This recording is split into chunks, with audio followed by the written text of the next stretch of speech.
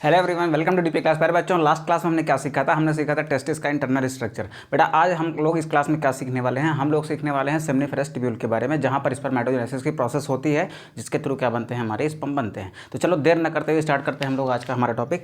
तो आज बेटा हेडिंग लगाएंगे आप लोग सेक्शनल व्यू ऑफ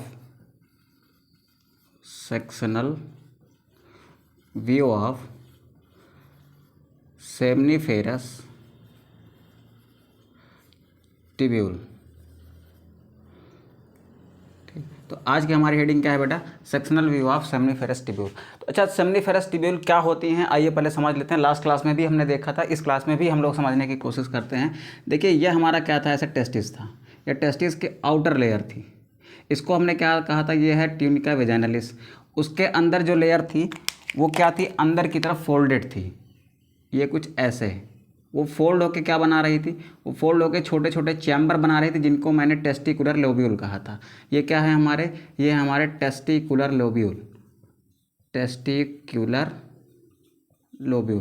जिनके नंबर एक टेस्टिस में 200 से लेके 250 तक हो सकते थे, यानी 200 से लेके 250 तक हो सकते थे। ठीक है।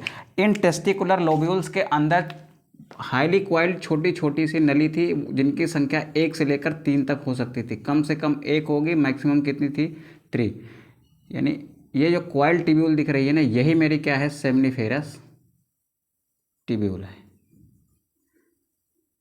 ठीक है। तो आइए हम लोग देखने वाले हैं बेटा क्या हमारा ये टेस्टिकुलर लोब्यूल क्या होता है। देखो जैसे एक टेस्टिकुलर लोब्यूल में होगा, सेम वही चीज़ें हमको कहाँ देखने को मिलेंगी, सारे के सारे टेस्टिकुलर लोब्यूल में। तो ठीक है, तो देर ना करते हुए आइए हम लोग आगे बढ़ते हैं।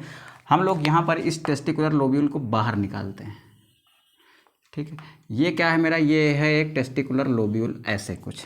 इसके अंदर क्या है, इसके अंदर ऐसे छोटी छोटी सी क्वाइल्ड सेमनीफेरस ट्यूब्यूल्स हैं।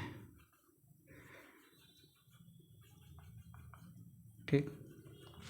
अब इन सेमनीफेरस ट्यूब्यूल्स में के बीच में भी क्या होती हैं, कुछ सेल्स होती हैं ऐसे।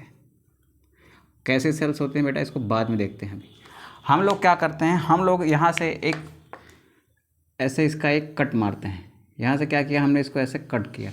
जब यहाँ पर हमारे पास एक ऐसे टेस्टिकुलर लोब्यूल था, उसको हम लोग ऐसे कट करेंगे तो हमको क्या दिखाई देगा, ऐसे चीज़ें दिखाई देंगी कि नहीं दिखाएंगे। सपोज करो ये मेरे पास क्या है, एक टेस्टिकुलर लोब्यूल है। क्या है बेटा, ये टेस्टिकुलर लोब्यूल है। इसके अंदर 3 सेमनीफेरस ट्यूब्यूल हैं। ठीक है। जब मैं इसको ऐसे कट करूंगा और ऐसे सामने से देखूंगा तो ये सारी चीज़ें ऐसे 3 अलग अलग ट्यूब्यूल हमको दिखाई देंगे कि नहीं दिखाई देंगे।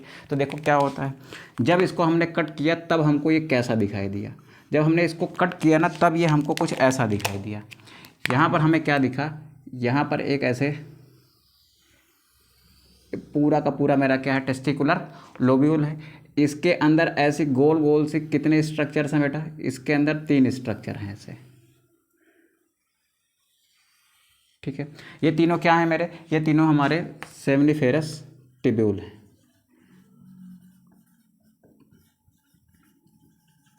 ये क्या है, सेमनीफेरस ट्यूब्यूल है। ये भी मेरा सेमनीफेरस ट्यूब्यूल है, ये भी ट्यूब्यूल है और ये भी ट्यूब्यूल है। इसको देखो, आप समझने की कोशिश करो मैं कहना क्या चाह रहा हूँ। आपके पास ये टेस्टिकुलर लोब्यूल है, इसके अंदर क्या है, 3 सेमनीफेरस ट्यूब्यूल हैं। जब मैं इसको ऐसे कट करूँगा तो मुझे क्या दिखाई देगा, मुझे ये तीनों ऐसे दिखाई देंगे ना, अलग अलग दिखाई देंगे। तो वही तीनों आपके यहाँ बने हुए हैं।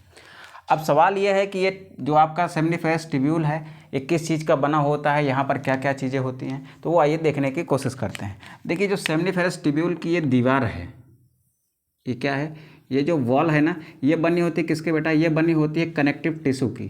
किसकी बनी होती है, कनेक्टिव टिश्यू यानी संयोजी ऊतक की बनी होती है। ये बनी होती है आपकी कनेक्टिव टिश्यू की। अब देखो जो चीज़ें इसके अंदर होंगी वही चीज़ें इसके अंदर होंगी और वही चीज़ें इसके अंदर होंगी। तो सेक्शनल व्यू जो हम देखते हैं सेमनीफेरस ट्यूब्यूल का, यानी मैं बात कर रहा हूँ अभी इस सेमनीफेरस ट्यूब्यूल की, तो हमको क्या क्या चीज़ें दिखाई देती हैं वही हमको ध्यान से समझना है, देखना है, और फिर उसके आगे की प्रोसेस हमको समझनी है कि इसमें एक्चुअली होता क्या है। देखो जब हमने देखा इस सेमनीफेरस ट्यूब्यूल को, तो बेटा इसमें हमको 2 तरीके की सेल्स दिखाई दी। ठीक है। इसमें हमको क्या दिखाई दी, इसमें हमको 2 तरीके की सेल्स दिखाई दी।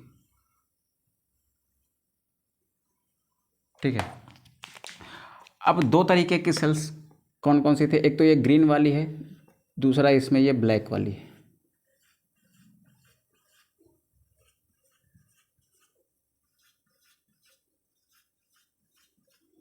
ठीक है। चलो इसमें भी बना लेते हैं।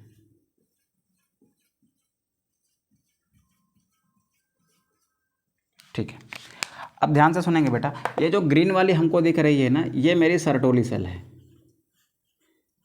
क्या है ये? सर्टोली सेल है। और यहाँ पर जो दिख रही हैं ये क्या है? ये हमारी हैं स्पर्मेटोगोनिया।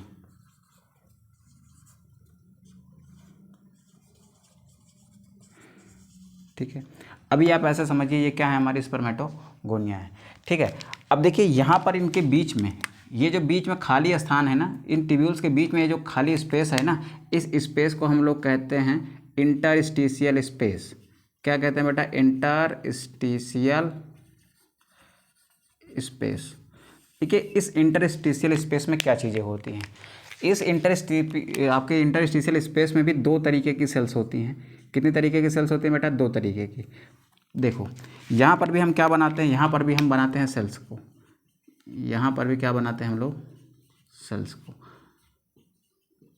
ठीक है, कितने तरीके के सेल्स इसमें भी देख रहे हैं हम लोग? इस स्पेस में भी हम लोग देख रहे हैं दो टाइप के सेल को। कितने टाइप के सेल को बेटा? दो टाइप के सेल को। पहली टाइप के सेल को मैंने कह दिया कि ये हैं हमारे लिडिक सेल्स। ठीक है, तो इन सेल्स को मैंने नाम दे दिया, क्या है? ये हमारी लिडिक सेल्स हैं। ठीक है, ये जो अंदर हमको ब्लू कलर की दिख रही है ना, इनको कहा जाता है बेटा इम्यूनोलॉजिकली कॉम्पिटेंट सेल। ठीक है, आपकी एनसीईआरटी में जो आपको पढ़ना है वो लिडिक सेल है। लिडिक सेल ही आपको जहाँ समझना है। इम्यूनोलॉजिकली कॉम्पिटेंट सेल का कोई काम दिया नहीं है, तो हम भी इसको ज़्यादा इसका पोस्टमार्टम करने वाले नहीं हैं। फिलहाल हम ये समझते हैं कि ये मेरी क्या है? टेस्टिकुलर लोब्यूल है, जिसको मैंने कट किया। कट करने के बाद मुझे 3 सेमनीफेरस ट्यूब्यूल दिखे। सेमनीफेरस ट्यूब्यूल के अंदर मुझे क्या क्या दिखा? सेमनीफेरस ट्यूब्यूल में मुझे दो टाइप के सेल दिखे। एक तो सर्टोली सेल दिखे, दूसरा क्या दिखे? हमारे स्पर्मेटोगोनिया दिखे। फिर हम आगे गए, फिर हमने देखा बीच का जो स्पेस था, उस स्पेस को हमने क्या नाम दिया? उस स्पेस को हमने नाम दिया इंटरस्टिशियल स्पेस। उसमें क्या दिखा मुझे? पहला तो मुझे लिडिक सेल दिखा, दूसरा मुझे क्या दिखा? दूसरा मुझे इम्यूनोलॉजिकली कॉम्पिटेंट सेल दिखा। इम्यूनोलॉजिकली कॉम्पिटेंट सेल्स दिखे। ठीक है, यहाँ तक की चीज़ें क्लियर है बेटा?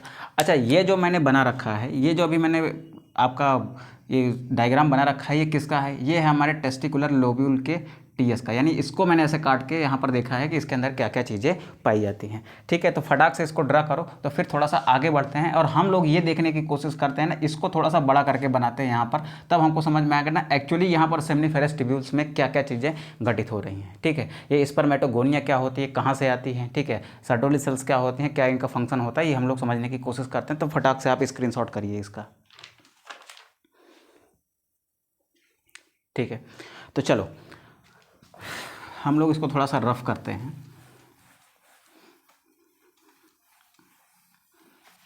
अब ध्यान से सुनेंगे। इस एक सेमनीफेरस ट्यूब्यूल को मैं बाहर बनाता हूँ। ये मेरा क्या है? एक सेमनीफेरस ट्यूब्यूल है। उसको थोड़ा सा बड़ा कर लेते हैं ताकि चीज़ें और अच्छे से समझ आएँ आपको।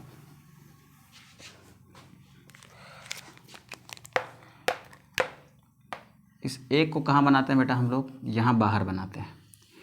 ये मेरा क्या है? एक सेमनीफेरस ट्यूब्यूल है। इस सेमनीफेरस ट्यूब्यूल में मेरे पास क्या है? ऐसे सर्टोली सेल है। क्या है ये? सर्टोली सेल है।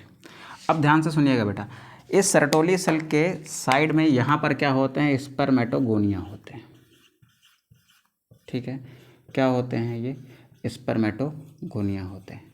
अब सवाल ये है कि स्पर्मेटोगोनिया कहाँ से आते हैं?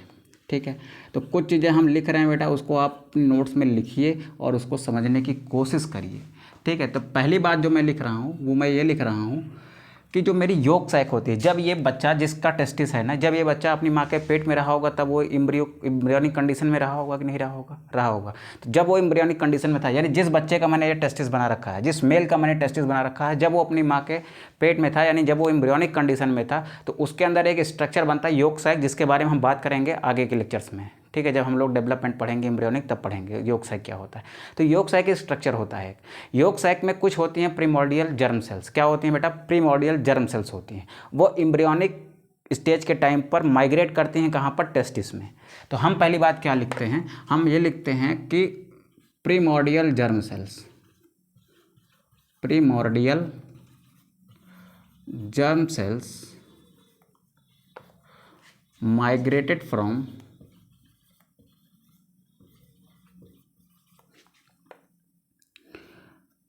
yolk sac of embryo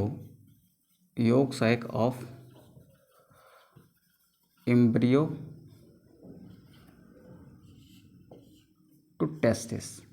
मतलब वो कहाँ से चलती है बेटा, कुछ प्रीमोर्डियल जर्म सेल्स होती हैं, इनको पीजीसी कह देते हैं शॉर्ट में इनको क्या कह दिया हमने, पीजीसी। कुछ पीजीसी जो होती हैं ना वो माइग्रेट करती हैं कहाँ से, माइग्रेट करती हैं योक सैक से कहाँ पर, टेस्टिस के अंदर। ठीक है, ये कब होता है बेटा, ये होता है एम्ब्रियोनिक स्टेज के टाइम पर। जब ये आपकी पीजीसी योक सैक से निकलकर कहाँ पहुँच गई, एम्ब्रियो के टेस्टिस में। तो व्हेन, मैं दूसरी बात लिख रहा हूँ बेटा, व्हेन पीजीसी यानी primordial germ cell reached into testis, they are called spermatogonia. क्या कहलाएंगे बेटा, वो स्पर्मेटोगोनिया कहलाएंगे। तो अभी क्या है, अभी मान लो मैंने ये लिया है, ये 5 ईयर के बच्चे का टेस्टिस है, 5 ईयर बेबी का टेस्टिस है। तो इसके अंदर ये जो सेल्स हैं ना, इनको आप क्या कहते हो, इसको आप कहते हो स्पर्मेटोगोनिया। ठीक है, अब ये 5 साल का बच्चा जैसे जैसे बड़ा होगा, ठीक है, इसके अंदर चेंजेस आना चालू होंगे। अब ये 5 साल का बच्चा बड़ा होकर पहुंचा बेटा 12 से 14 साल की एज में, 12 to 14 ईयर एज में पहुंचा, यानी ये पहुंचा प्यूबर्टी पर। कहाँ पहुंचा ये, प्यूबर्टी पर। तो जब ये प्यूबर्टी पर पहुंचता है तब इसके अंदर स्पर्मेटोजेनेसिस की प्रोसेस चालू होती है, यानी स्पर्म बनने की प्रोसेस चालू हो जाती है। यहाँ तक क्लियर है, क्या बनने की प्रोसेस चालू हो जाएगी, स्पर्म बनने की प्रोसेस चालू हो जाएगी। अब स्पर्म जब बनने की प्रोसेस चालू होगी तो होगा क्या, सबसे पहले ये जो स्पर्मेटोगोनिया है इसमें डिवीजन होगा और सबसे पहले बनते हैं प्राइमरी स्पर्मेटोसाइट्स। क्या बनते हैं, इससे सबसे पहले क्या बनेंगे, प्राइमरी स्पर्मेटोसाइट्स बनेंगे। तो ये जो आप देख रहे हो ना, प्राइमरी की जगह पर हम लिख देते हैं 1 डिग्री। 1 डिग्री स्पर्मेटोसाइट्स का मतलब है कि क्या बन गए हैं, प्राइमरी स्पर्मेटोसाइट बन गए हैं। बात को ध्यान से सुनते जाना बेटा, आगे आपको बहुत काम आएगा ये।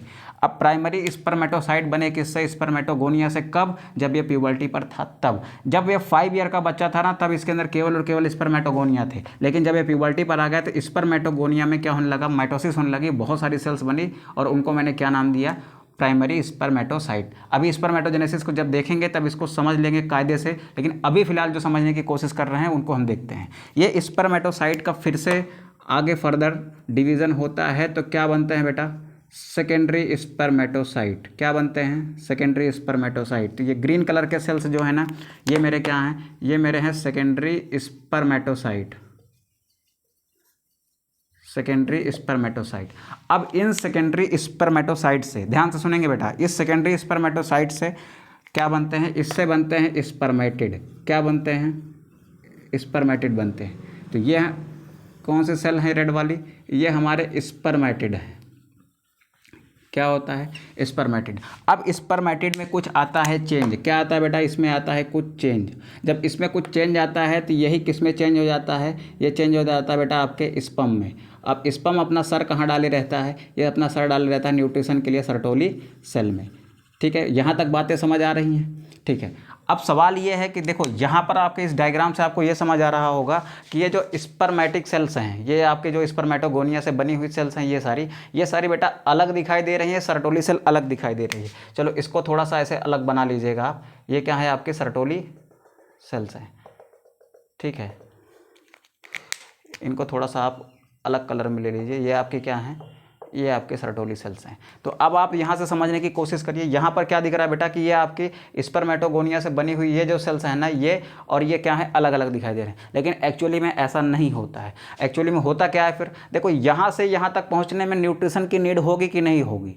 यहाँ से यहाँ तक इसको जानना है तो बेटा इसको पोषण चाहिए होगा, न्यूट्रिशन चाहिए होगा ना। वो न्यूट्रिशन कहाँ से आएगा? वो आता है सर्टोली सेल से। मेरी बात को ध्यान से सुनो एक बार। यहाँ पर देखो आपको ये सेल्स और ये सेल्स अलग दिखाई दे रहे हैं, बराबर है। लेकिन एक्चुअली में क्या होता है, अभी लास्ट में हम पूरे लेक्चर के लास्ट में या फिर जब मेल रिप्रोडक्टिव सिस्टम के लास्ट में पहुंचेंगे ना, तो वहाँ पर स्पर्मेटोजेनेसिस के बाद में, स्पर्म के स्ट्रक्चर के बाद में हम लोग देख लेंगे सर्टोली सेल का फंक्शन भी और उसका स्ट्रक्चर भी, और एक्चुअली ये सेल्स कैसे होते हैं वो भी देख लेंगे। ठीक है, तो होता क्या है कि ये सेल्स जो भी आपको अलग दिखाई दे रहे हैं, ये अलग नहीं होते, ये सारे के सारे सेल धंसे होते हैं। किसमें? ये धंसे होते हैं बेटा, किसमें? सर्टोली सेल में। क्यों धंसे होते हैं? क्योंकि इनको चाहिए होता है न्यूट्रिशन। न्यूट्रिशन के लिए ये क्या करते हैं? धंसे होते हैं। किसमें? सर्टोली सेल्स में। तो यहाँ तक की चीज़ें आपको क्लियर हो रही होंगी। ये स्पर्मेटोगोनिया था, फिर उससे क्या बना? 1 डिग्री स्पर्मेटोसाइट बना, उसके क्या बना आपका? 2 डिग्री स्पर्मेटोसाइट बना, उसके बाद क्या बने? स्पर्मेटिड बने, फिर क्या बना आपका? स्पर्म बना। अब इन सब को कंबाइन करता हूं मैं।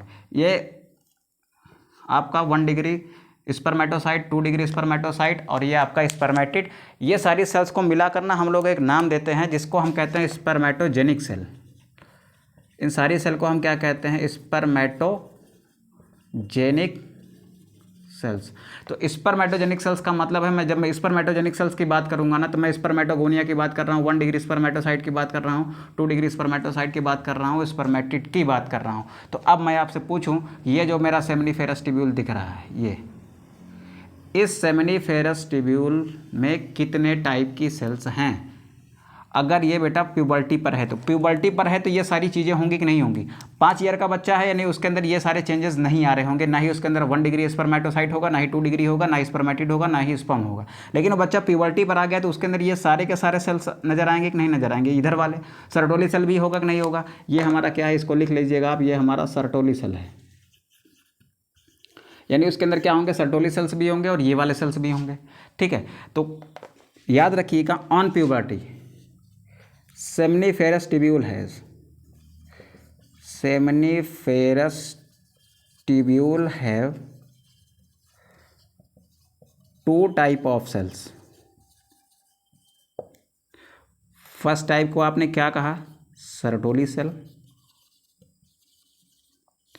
सेकेंड टाइप को आपने क्या कहा? सेकेंड टाइप को आपने कहा स्पर्मेटोजेनिक सेल। स्पर्मेटोजेनिक सेल। स्पर्मेटोजेनिक सेल्स में क्या क्या आएंगे? आपका स्पर्मेटोगोनिया भी आ जाएगा, स्पर्मेटोगोनिया आ गया, 1 डिग्री स्पर्मेटोसाइट आ गया, फिर आपका 2 डिग्री स्पर्मेटोसाइट आ गया, फिर आपका बेटा इसमें स्पर्मेटिड आ गया। तो ये सारी चीज़ें क्या हैं बेटा? आपके स्पर्मेटोजेनिक सेल्स हैं, जो आपको क्या बना के देंगे? लास्ट में स्पर्म बना के देंगे, जो इम्बेडेड होगा, जिसका हेड कहाँ पर? सर्टोली सेल के अंदर। तो यह तो हो गए बेटा सेमिनिफेरस ट्यूब्यूल की बात। अब यहाँ पर आपको इंटरस्टिशियल स्पेस में, in interstitial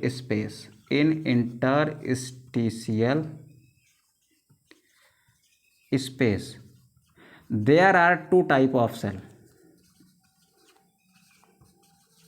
there are 2 type of cells. कौन कौन से सेल्स थे बेटा? पहली बात की थी मैंने लेडिक सेल की, ठीक है, और दूसरी बात की थी बेटा हमने इम्यूनोलॉजिकली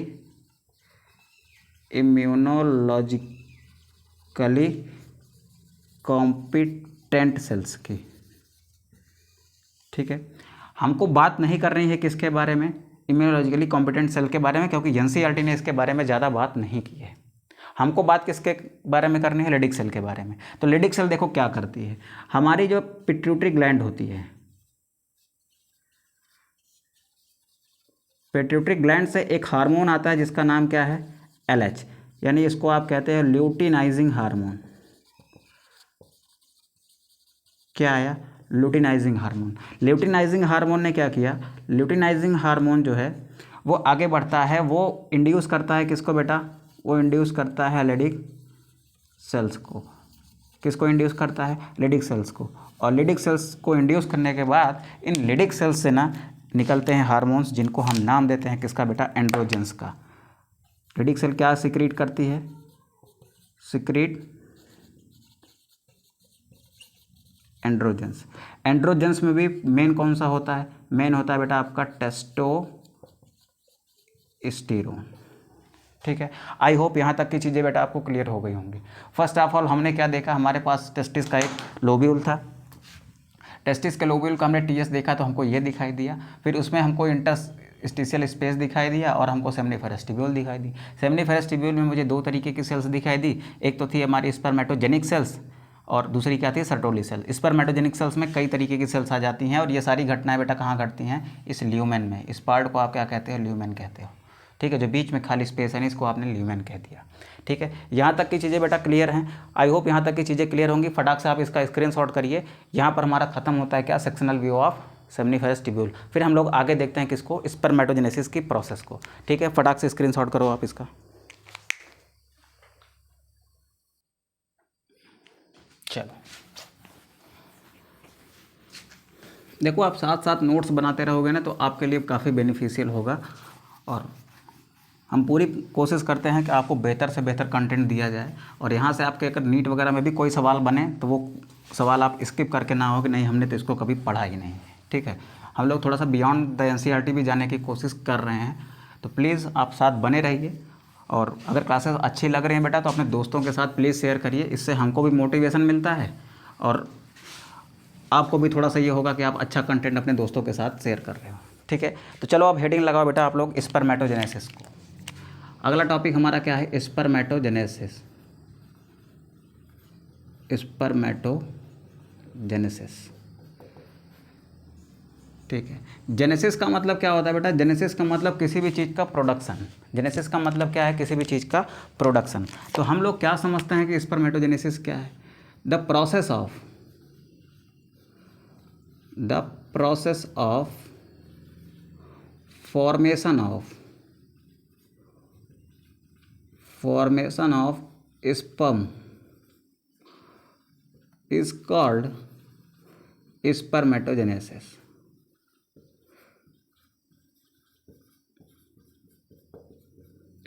स्पर्म बनने की प्रोसेस को ही आप क्या कहते हैं, स्पर्मेटोजेनेसिस कहते हो। स्पर्मेटोजेनेसिस कब स्टार्ट होती है, इसकी टाइमिंग क्या है, तो बेटा इसकी टाइमिंग क्या है, तो ये स्टार्ट होती है प्यूबर्टी पर। कब स्टार्ट होती है, प्यूबर्टी पर स्टार्ट होती है। प्यूबर्टी का टाइम आपके 12 से 15 या फिर 12 से 14 ईयर होता है, ठीक है। तो 12 to 15 ईयर में प्यूबर्टी आती है मेल के अंदर। उसी टाइप पर आपके टेस्टिस के अंदर सेमनीफेरस ट्यूब्यूल में क्या स्टार्ट होती है, स्पर्मेटोजेनेसिस। फिर टाइम तो आपने सीख लिया कब होती है, फिर आप सीख लीजिए प्लेस क्या है बेटा इसका, कहाँ पर होती है। तो ये होती है टेस्टिस में। कहाँ पर होगी, टेस्टिस में। टेस्टिस में क्या होता है, सेमनीफेरस ट्यूब्यूल्स होती हैं। क्या होती हैं, सेमनीफेरस ट्यूब्यूल्स होती हैं। और उन सेमनीफेरस ट्यूब्यूल्स में क्या होती हैं, स्पर्मेटोगोनियम होती हैं। उन्हीं से क्या बनते हैं, स्पर्म बनते हैं। स्पर्मेटोजेनेसिस कहाँ हो गई, सेमनीफेरस ट्यूब्यूल्स में। अब खास बात याद रखने के लिए यह है बेटा कि इस स्पर्मेटोजेनेसिस में कुछ हार्मोन्स भी काम करते हैं। क्या काम करते हैं बेटा, कुछ हार्मोन्स की भी रिक्वायरमेंट होती है। तो फर्स्ट हार्मोन कौन सा है, फर्स्ट हार्मोन हमारा है टेस्टोस्टेरोन। कौन सा है बेटा, टेस्टोस्टेरोन। ये फर्स्ट हार्मोन है जो बहुत इंपॉर्टेंट रोल प्ले करता है किसमें, स्पर्मेटोजेनेसिस में। सेकेंड हार्मोन का नाम हम लोग लिखेंगे ग्रोथ हार्मोन। कौन सा हार्मोन है बेटा, सेकेंड हार्मोन है हमारा ग्रोथ हार्मोन। थर्ड हार्मोन हमारा कौन सा है, थर्ड हमारा हार्मोन है जो है वो है एस्ट्रोजन, ठीक है। देखो आपको थोड़ा सा ये शॉकिंग लग रहा होगा कि सर एस्ट्रोजन तो फीमेल हार्मोन है, ठीक है, मेल में क्या कर रहा है। देख बेटा, मेल में भी एस्ट्रोजन बनता है लेकिन बहुत कम मात्रा में बनता है, ठीक है। तो बहुत इसकी स्मॉल अमाउंट बनता है कहाँ पर, मेल के अंदर, ठीक है। और चौथा जो हार्मोन है बेटा वो हमारा बहुत स्पेशल हार्मोन है जिसका नाम है FSH, ठीक है। ये है फॉलिकल स्टिमुलेटिंग हार्मोन। तो ये चार हार्मोन्स की रिक्वायरमेंट होती है किस प्रोसेस के लिए, आपके स्पर्मेटोजेनेसिस के प्रोसेस के लिए, ठीक है। अब ध्यान से सुनेंगे और एक एक टॉपिक को समझने की कोशिश करेंगे और फिर धीरे धीरे हम लोग आगे बढ़ेंगे, ठीक है। तो फर्स्ट ऑफ ऑल हम ये देखने की कोशिश करते हैं कि जो स्पर्मेटोजेनेसिस की प्रोसेस है ना, ये कहाँ पर होती है। तो हमको आंसर मिला सेमनीफेरस ट्यूब्यूल में होती है। दूसरा हम ये समझने की कोशिश किए कि सर ये कब होती है, तो ये प्यूबर्टी पर होती है, जब एक मेल प्यूबर्टी पर आता है तब होती है, ठीक है। तो सर अब यहाँ तक तो हमको समझ में आ गया है, तो अब आगे बढ़ते हैं बेटा। हम लोग क्या समझने की कोशिश करते हैं कि स्पर्मेटोजेनेसिस की प्रोसेस होती कैसे है, ठीक है। तो आइए हम लोग देखते हैं। तो बेटा ध्यान से लिखेंगे कि ये जो स्पर्मेटोजेनेसिस की प्रोसेस है ना, ये 4 स्टेज में होती है। कितने स्टेज में होती है, 4 स्टेज में। तो हम क्या लिखेंगे, the process of spermatogenesis, the process of spermatogenesis the process of spermatogenesis occurs in 4 stage. कितने स्टेज में बेटा? 4 स्टेज में। कौन कौन सी हैं वो 4 स्टेज? पहली स्टेज को कहते हो स्टेज ऑफ प्रोलिफरेशन। क्या नाम देते हो आप इसको? Stage of proliferation.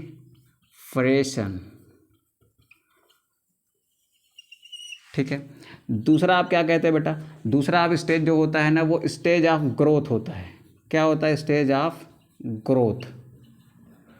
ठीक है। तीसरी जो स्टेज है ना वो है stage of maturation. Stage of maturation. ठीक है। और जो हमारा 4th स्टेज है ना वो है हमारा स्टेज ऑफ ट्रांसफॉर्मेशन। ठीक है। Stage of transformation. इसी ट्रांसफॉर्मेशन स्टेज को एक और नाम दिया है, इसी को कहा जाता है बेटा स्पर्मियोजेनेसिस। क्या कहोगे आप इसको? स्पर्मियोजेनेसिस। क्या होती हैं, कैसे होती हैं, ये हम लोग अभी आगे देखते हैं। फिलहाल अब हम समझने की कोशिश करते हैं स्टेज ऑफ प्रोलिफरेशन को। यहाँ से स्टार्ट करते हैं और यहाँ तक चलते हैं। ठीक है। तो चलो फटाक से इसका स्क्रीनशॉट करो, फिर स्टार्टिंग करते हैं हम लोग यहाँ से। चलो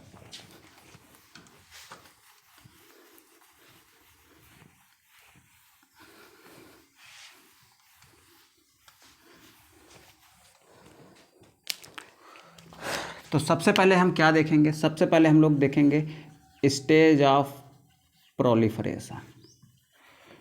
स्टेज ऑफ प्रोलिफरेशन।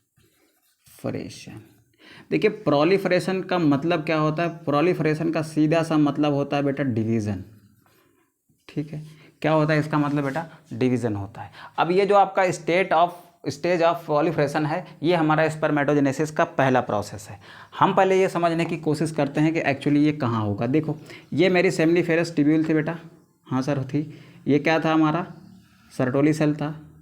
हाँ सर। यहाँ पर क्या थे बेटा? स्पर्मेटोगोनिया थे। ठीक है। क्या थे? स्पर्मेटोगोनिया थे। मैंने क्या कहा था कि फर्स्ट ऑफ ऑल क्या होगा in embryonic stage? First of all PGC migrated from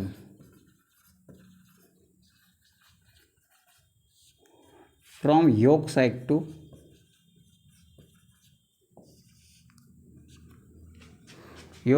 testis. ये तो मैं पहले भी कह चुका हूँ। ठीक है। फिर इन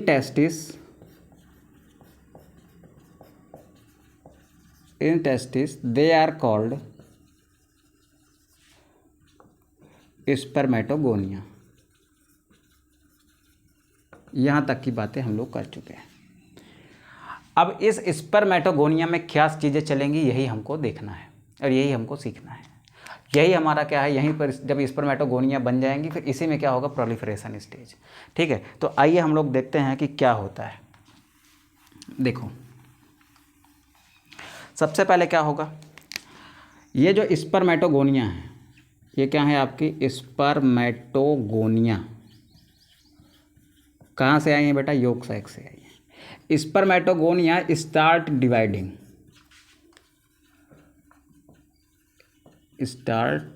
डिवाइडिंग बाय माइटोसिस। क्या करती हैं ये? माइटोसिस के थ्रू डिवीज़न करती हैं। कब तक डिवीज़न करेंगी? ये 7 जनरेशन तक डिवीज़न करेंगे। कितने जनरेशन तक बेटा? 7 जनरेशन तक।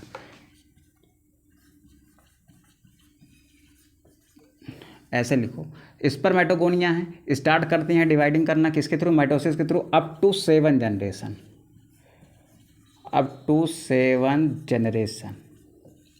ठीक। To increase their number. To increase their number. यहाँ तक की बातें समझ आ रही हैं बेटा? यहाँ की मैंने एक स्पर्मेटोगोनिया को ऐसे बनाया। पहली देखो अब 7 जनरेशन का मतलब क्या होता है वो समझो। इसमें हुई बेटा फर्स्ट टाइम माइटोसिस। क्या हुई इसमें? फर्स्ट माइटोसिस हुई। कितने सेल बनेंगे बेटा? 2 सेल। अभी ये सेल कैसा है? अभी ये सेल डिप्लॉयड है यानी 2n है। क्रोमोसोम के नंबर कितने हैं बेटा? इसमें 46 हैं क्योंकि ये हमारी सेल है। ठीक है। ये जो पहली सेल बनी है ना इस पहली सेल को कहेंगे बेटा आप फर्स्ट जनरेशन। क्या कहेंगे आप? इसको कहेंगे आप फर्स्ट जनरेशन ऑफ स्पर्मेटोगोनिया। फिर इसके अंदर जो काम इसके साथ होगा वही काम इसके साथ होगा। इसके अंदर फिर से क्या होगी? इसके अंदर फिर से होगी माइटोसिस। यहाँ से फिर से कितनी सेल बनेंगे बेटा? यहाँ से फिर से बनेंगी 2 सेल्स। इसको आप क्या कहोगे? इसको आप कहोगे सेकेंड जनरेशन। ठीक है, इसके साथ फिर से क्या होगा? इसके साथ फिर से एक माइटोसिस होगा यहाँ पर। तो जो इसके साथ हो रहा है वही इसके साथ भी होगा। तो यहाँ पर फिर से क्या बनेंगी? सेल्स बनेंगी। ये क्या है आपकी? ये आपकी थर्ड जनरेशन है। किसकी? स्पर्मेटोगोनिया की। फिर इसमें क्या होगा बेटा? फिर से इसमें माइटोसिस होगा। फिर से इसमें क्या बनेगा? फिर से इसमें सेल्स बनेंगी और इसको मैंने कह दिया ये क्या है? फोर्थ जनरेशन है। फोर्थ जनरेशन में फिर से माइटोसिस हुआ। ठीक है, फोर्थ जनरेशन में फिर से माइटोसिस होगा। फिर से यहाँ पर क्या बनेंगी? 2 सेल्स बनेंगी ऐसे।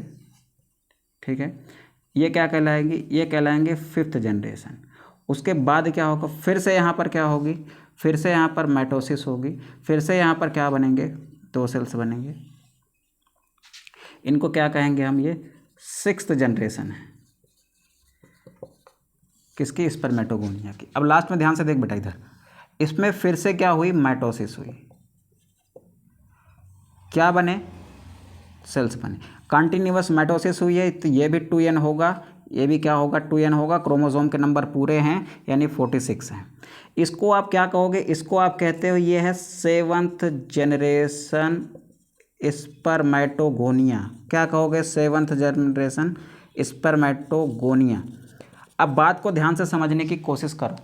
यहाँ पर मेरे पास स्पर्मेटोगोनिया था, जब प्यूबर्टी पर आया तब उसने डिवीज़न चालू किया, यानी प्रोलिफरेशन चालू किया। प्रोलिफरेशन कहाँ तक किया बेटा? उसने 7th जनरेशन तक किया। तो जब ये 7th जनरेशन पर पहुँचेगा ना, तो जब ये स्पर्मेटोगोनिया 7th जनरेशन पर पहुँचेगा ना, तब इसको हम लोग कहते हैं प्राइमरी स्पर्मेटोसाइट। क्या कहोगे? Primary spermatocyte. कैसा है बेटा? ये डिप्लॉयड है। क्रोमोसोम के नंबर कितने हैं? 46 हैं।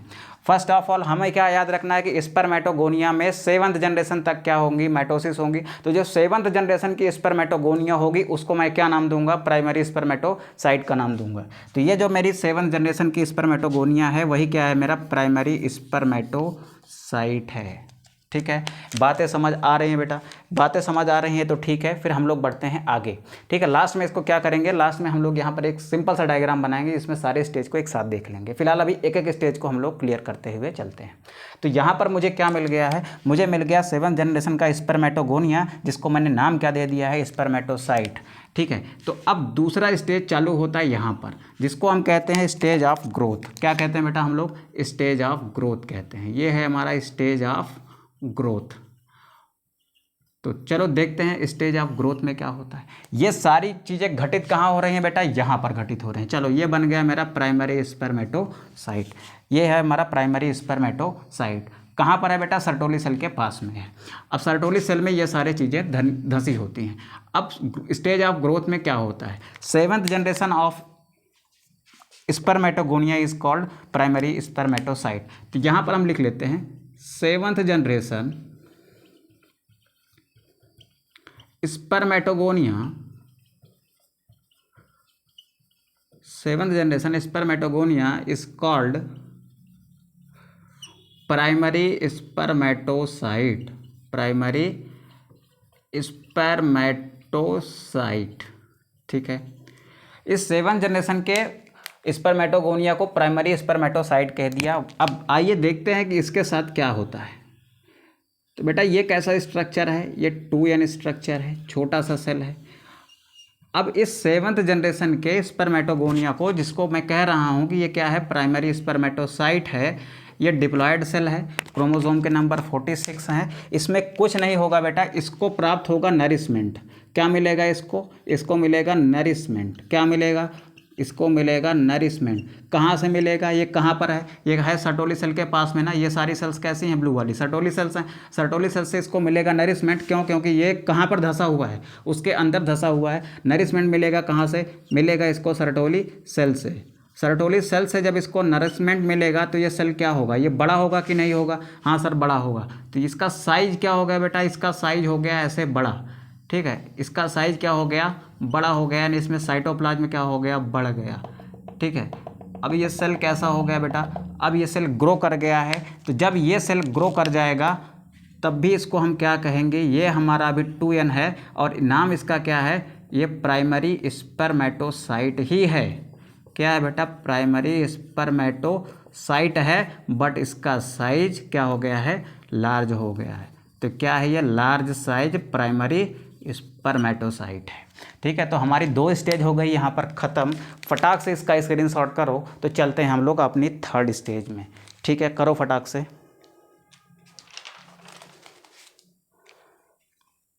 चलो अब चलते हैं हम लोग अपने 3rd स्टेज में, ठीक है। कहाँ चलते हैं बेटा, हम लोग अपने 3rd स्टेज में। 3rd स्टेज क्या है हमारा, वो आगे देखते हैं। देखो यहाँ पर यार मिटा के हमने गलती कर दी, 1 मिनट रुको जरा, फटाक से इसको रीड्रॉ कर लेते हैं। ये हमारा सेमनीफेरस टिब्यूल था, थोड़ा सा बड़ा कर लेते हैं बेटा। ये हमारा सेमनीफेरस टिब्यूल था। ये क्या थे, सर्टोली सेल्स थे। सर्टोली सेल्स में क्या थे, स्पर्मेटोगोनिया थे ऐसे, ठीक। हमने क्या बना लिया है, हमने बना लिया है एक प्राइमरी स्पर्मेटोसाइट्स, ठीक है। तो रेड कलर के क्या है, प्राइमरी स्पर्मेटोसाइट्स हैं। अब चलते हैं बेटा हम लोग 3rd स्टेज में। तो 3rd स्टेज क्या है हमारी, स्टेज ऑफ मैच्यूरेशन, ठीक है, स्टेज ऑफ मैच्यूरेशन। बेटा जब भी बात आएगी मैच्यूरेशन की, तब आप दिमाग में लाना किसको, मियोसिस को। तब आप दिमाग में किसको ले आओगे, मियोसिस को। किसको ले आओगे, मियोसिस को, ठीक है। तो अब इसमें हम लोग क्या कराएंगे, मियोसिस। देखो ये मेरे पास क्या था, ये मेरे पास था प्राइमरी स्पर्मेटोसाइट। क्या है बेटा, ये प्राइमरी स्पर्मेटोसाइट है। क्रोमोसोम के नंबर 2n है, यानी 46 हैं। फर्स्ट ऑफ ऑल इसमें क्या होगा, इसमें होगा बेटा मेरा मियोसिस फर्स्ट। क्या होगा बेटा, मियोसिस फर्स्ट। आपको पता है कि जो मियोसिस फर्स्ट होता है, क्या होता है बेटा, जो मियोसिस फर्स्ट होता है ना, meiosis first is a reductional division. कैसा डिवीज़न होता है ये, रिडक्शनल डिवीज़न होता है। कैसा division, reductional division. Reductional division क्या करता है बेटा, बोलो फटाक से, क्या करता है ये, इसमें क्रोमोसोम के नंबर हाफ हो जाते हैं। क्रोमोसोम के नंबर हाफ हो जाते हैं। रिडक्शन का मतलब कमी होता है, कमी का मतलब इसके क्रोमोसोम में कमी आ जाएगी। कितने की कमी आ जाएगी, क्रोमोसोम के नंबर हाफ हो जाएंगे। कितनी सेल्स बनेंगी बेटा, यहाँ पर, यहाँ से बनेंगी 2 सेल्स। कितनी सेल्स बनेंगी, 2 सेल्स। कितने सेल्स बन रहे हैं बेटा, यहाँ पर 2 सेल्स। कैसा हो गया, अभी तक डबल नंबर थे क्रोमोसोम के तो 2n था, सिंगल हो गया तो n हो गया। क्रोमोसोम के नंबर कितने हो गए, 23 हो गए। इसमें भी 23, इसमें भी 23, ठीक है। यहाँ तक बातें समझ आई। अब जब बेटा इसमें रिडक्शनल डिवीज़न हो गया, 2 सेल बनी, तो इन दोनों सेल में क्रोमोसोम के नंबर 23 हैं। अब इस 23 वाली सेल को हमने एक नाम दे दिया। हमने कह दिया ये हमारा है सेकेंडरी स्पर्मेटोसाइट। क्या है ये, सेकेंडरी स्पर्मेटोसाइट। क्या है बेटा ये हमारा 2 डिग्री स्पर्मेटोसाइट है, ठीक है। क्या है बेटा, ये 2 डिग्री स्पर्मेटोसाइट है। तो यहाँ पर अब क्या बन गया, ये ब्लू कलर का 2 डिग्री स्पर्मेटोसाइट बन गया ये, ठीक है। अभी तक क्या हो रखा था इसमें, अभी तक हो रखा था मियोसिस फर्स्ट। अब आगे जाके क्या होगा, आगे होगा इसमें मियोसिस सेकेंड। क्या होगा बेटा, मियोसिस सेकेंड। यहाँ पर हुई मियोसिस सेकेंड, ठीक है। इस वाले में अगर मियोसिस सेकेंड हो रही है तो इसमें भी क्या होगी, इसमें भी होगी मियोसिस सेकेंड। और मियोसिस सेकेंड जो है वो किसके जैसी होती है, वो माइटोसिस के जैसी होती है, यानी इक्वल नंबर ऑफ क्रोमोसोम बनेंगे। यानी मियोसिस सेकेंड कैसा होता है बेटा, इक्वेशनल डिवीज़न। कैसा होता है ये, इक्वेशनल डिवीज़न, यानी इसमें इक्वल नंबर ऑफ क्रोमोसोम आगे जाएंगे। तो यहाँ पर बनेंगी 2 सेल्स। कैसी बनेंगी बेटा, ये बनेंगी आपकी 2 सेल्स। प्रत्येक सेकेंडरी स्पर्मेटोसाइट से कितनी सेल्स बनाई आपने, 2 सेल्स। अब नाम क्या देने वाले हो इसका, ये जो आपको 2 नई सेल बनी हुई दिख रही है ना, इन 2 नई सेल्स को हम लोग कहते हैं बेटा स्पर्मेटिड्स। क्या कहेंगे इनको, ये हमारे क्या हैं, ये हमारे स्पर्मेटिड हैं। क्या हैं ये, स्पर्मेटिड हैं। स्पर्मेटिड कैसे होते हैं बेटा, राउंड शेप सेल्स होते हैं, राउंडेड सेल्स हैं, ठीक है।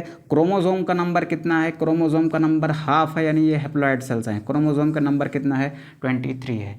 अब ध्यान से सुनेंगे बेटा, मैच्योरेशन स्टेज के ख़त्म होते होते यहाँ पर क्या बना लिया मैंने, स्पर्मेटिड। स्पर्मेटिड की सेल्स कैसी हैं, ये हमारे ग्रीन कलर वाली ये पूरी क्या है, स्पर्मेटिड्स हैं। कितने स्पर्मेटिड बने, एक प्राइमरी स्पर्मेटोसाइट से। ये क्या था मेरा, ये था मेरा प्राइमरी स्पर्मेटोसाइट। प्राइमरी स्पर्मेटोसाइट से क्या बनाया बेटा मैंने, 4 स्पर्मेटिड बनाए। तो यहाँ पर क्या बन जाएंगी, ये बन गए ग्रीन कलर के क्या बेटा, स्पर्मेटिड। अब आते हैं हम लोग लास्ट स्टेज में। लास्ट स्टेज क्या है हमारा, लास्ट स्टेज है बेटा हमारा स्टेज ऑफ ट्रांसफॉर्मेशन। तो आइए देखते हैं कि स्टेज ऑफ ट्रांसफॉर्मेशन में क्या होता है, ठीक है। फटाक से बेटा यहाँ तक की चीज़ें समझ आ रही हो तो वीडियो को प्लीज़ लाइक करिएगा और अपने फ्रेंड्स के साथ शेयर करिएगा। चैनल को सब्सक्राइब किया है तो अच्छी बात है, नहीं किया है तो प्लीज़ कर लीजिएगा। फोर्थ स्टेज आती है बेटा स्टेज ऑफ ट्रांसफॉर्मेशन की। किसकी आती है, स्टेज ऑफ ट्रांसफॉर्मेशन की, ठीक है। ट्रांसफॉर्मेशन का मतलब वो क्या होता है, चेंज हो जाता है थोड़ा सा। अब देखो यहाँ पर हमने क्या बनाया है, यहाँ पर मेरे पास है 4 स्पर्मेटिड। क्या है बेटा, 4 स्पर्मेटिड है, ठीक है।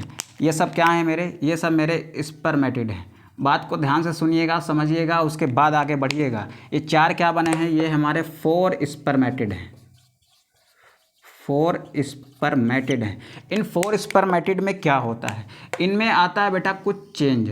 इनमें क्या आता है, कुछ चेंज आता है। इनमें क्या आएगा, कुछ चेंज आएगा। ये देखो राउंड शेप सेल्स दिख रहे हैं, इनमें कुछ चेंज आता है तो ये एक सेल में चेंज हो जाते हैं। और वो सेल कैसी होती है बेटा, इलांगेटेड होती है। वो सेल कैसी होती हैं, वो सेल इलांगेटेड होती हैं। वो सेल कैसी होंगे बेटा, इलांगेटेड सेल्स होती हैं। और उनको हम नाम देते हैं किसका, उनको हम नाम देते हैं बेटा स्पर्म्स का। किसको नाम देते हैं, स्पर्म्स का। ये अब इनमें क्या आया, इनमें आया चेंज, इसने बनाया स्पर्म। स्पर्म को टेक्निकली कहा जाता है बेटा स्पर्मेटोजोआ। क्या कहा जाएगा, स्पर्मेटोजोआ, ठीक है। ये भी क्या है आपका, ये भी आपका स्पर्मेटोजोआ है। ये भी क्या है आपका, स्पर्मेटोजोआ है। ये भी क्या है आपका, स्पर्मेटोजोआ है, ठीक है। अब स्पर्म देखो, ये आपके स्पर्मेटिड थे। स्पर्मेटिड से आपने क्या बनाया है, स्पर्मेटिड से आपने बनाया स्पर्मेटोजोआ। और यहाँ पर क्या आया है बेटा, यहाँ पर आया है मॉडिफिकेशन। मॉडिफिकेशन क्या आया है, स्पर्मेटोजोआ क्या ऐसे होते हैं बेटा, ये इलांगेटेड सेल्स होते हैं। इलांगेटेड होते हैं और सिलेंड्रिकल होते हैं। इलांगेटेड एंड सिलेंड्रिकल सेल्स, ठीक है। होते क्या हैं बेटा, ये वो हैं जो जाके आपके ओवा को फर्टिलाइज करेंगे। इन्हीं को हम लोग किस नाम से जानते हैं, मेल गैमिट के नाम से। क्या है बेटा, ये हमारे मेल गैमिट हैं, ठीक। इसी को आप क्या कहते हैं बेटा, इसी को आप स्पर्म कहते हो। अब मेरी बात को आप ध्यान से सुनो। अभी तक आपने क्या सीख लिया है, स्टेज ऑफ ट्रांसफॉर्मेशन क्या होता है, स्टेज ऑफ मैच्योरेशन क्या होता है, स्टेज ऑफ ग्रोथ क्या होता है, स्टेज ऑफ प्रोलिफरेशन क्या होता है। अब यहाँ पर ध्यान से सुनो, स्पर्मेटिड से स्पर्मेटोजोआ बनने की प्रोसेस को ही आप क्या कहते हो, इसको आप कहते हैं बेटा स्पर्मियोजेनेसिस। क्या कहोगे, स्पर्मियोजेनेसिस, ठीक है। तो ये जो स्टेज ऑफ ट्रांसफॉर्मेशन है ना, इसी को आप एक और नाम से जानते हो, स्पर्मियोजेनेसिस, ठीक है। अब ध्यान से समझने की कोशिश करिए। यहाँ तक बेटा आज की क्लास में थोड़ा क्लास लंबी हो जा रही है, इसको थोड़ा छोटी रखना है। तो प्लीज़ हम क्या करते हैं, आज आप यहाँ तक सीख लिए हैं, ठीक है। स्पर्मेटोजेनेसिस सीख लिए। अगली क्लास में इस स्पर्मेटोजेनेसिस को एक छोटे से डायग्राम में ऐसे रिवाइज करेंगे। उसके साथ फिर हम ये समझने की कोशिश करेंगे ना कि ऐसा इस स्पर्मेटिड में क्या चेंज आता है कि वो किस में चेंज हो जाता है, स्पर्मेटोजोआ में चेंज हो जाता है। इसके अंदर कुछ तो चेंज आता होगा। देखो ये राउंड शेप है, ये कैसी है, एलोंगेटेड और सिलेंड्रिकल। एलोंगेटेड का मतलब ऐसे लंबी सेल है और लंबाई तो ज़्यादा है, लेकिन ये विड्थ क्या है इसकी, ये विड्थ यानी इसकी चौड़ाई कम है। अगर ये चौड़ाई कम है तो इसको क्या कहेंगे बेटा, ये सिलेंडर शेप है। लंबाई ज़्यादा है यानी ये एलोंगेटेड है, ठीक है। तो ये एलोंगेटेड और सिलेंड्रिकल सेल्स बनती हैं किससे, स्पर्मेटिड से। ये राउंड शेप होती हैं, ये सिलेंड्रिकल और एलोंगेटेड सेल्स होती हैं। तो इनमें कुछ तो चेंज आता होगा ना। इसमें देखो टेल वगैरह आ गई है, इसमें कोई टेल नहीं है। तो इसमें जो चेंज आता है ना, वो चेंज वाली प्रोसेस को आप क्या कहते हो, स्पर्मियोजेनेसिस। तो स्पर्मियोजेनेसिस में कौन कौन से चेंज आते हैं ये बात, इस पूरे स्पर्मेटोजेनेसिस का एक कंसाइज डायग्राम एक साथ, उसके साथ साथ में हम लोग सीखेंगे आपके इस स्पर्मेटोजोआ का स्ट्रक्चर। किस क्लास में बेटा? नेक्स्ट क्लास में। ठीक है, तो अगर क्लासेस पसंद आ रही हो तो प्लीज़ बेटा चैनल को सब्सक्राइब कर लीजिए, नहीं किया है तो किया है तो बहुत अच्छी बात है, अपने दोस्तों के साथ शेयर करिए। ठीक है, और ऐसे ही हमारा हौसला बढ़ाते रहिए अपने लाइक्स के साथ। ठीक है, तो मिलते हैं हम लोग नेक्स्ट क्लास में, तब तक के लिए जय हिंद।